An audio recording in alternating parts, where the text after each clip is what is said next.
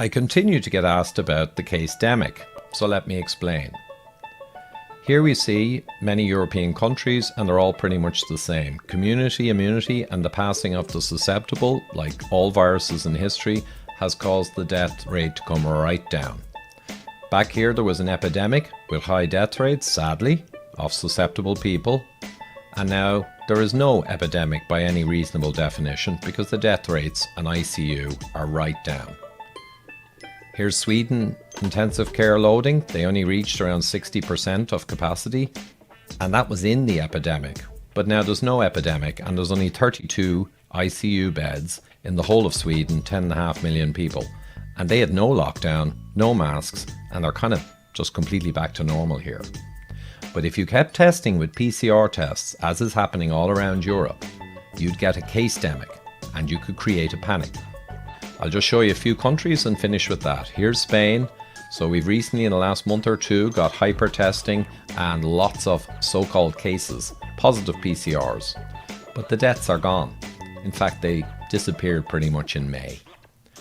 Belgium, same story. Casedemic out here with positive PCRs, but no deaths or ICU. Ended in May. France, bit of a casedemic here, but the deaths are gone and the impacts. And Netherlands, we got a big casedemic going on with lots of testing, but you'll see months have gone by with no deaths, so there is no following death or ICU problem. That's a casedemic. This is very interesting from 2009 and the swine flu. So Ragnar Lives on Twitter pulled all this out from official documentation, government documentation. So we see here the tracking in 2008 into 2009 flu season, and you know there would have been mortality there for sure. But then something fascinating happened. New PCR type rapid testing, flu chip, came in, and it was focused on looking at the swine flu. That was the flavour of the month back then. So what happened was, in the summer, there were really almost no deaths, but there was a huge freak out, a casedemic. And you can see here in the orange, that's the H1N1.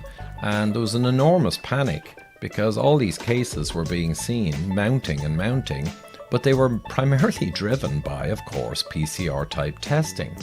And then into the fall, there was a lot of H1N1 being seen and huge amounts of tests. And again, people were panicking, but no one really died, or at least tiny numbers. And then it began to fade out and they just gave up testing. I think the kind of panic faded, and that was it. And another view of it here, you've got Spain. This is from the government. And we can see the epidemic here obviously had, sadly, very big impact in deaths, like a very bad flu season, essentially. And then we see the impact falling right off to around coming into June, we're down to tiny levels. And you can see down at the end here, that this is obviously not an epidemic in terms of impact terms. It would never even be noticed if not coming out of the prior epidemic.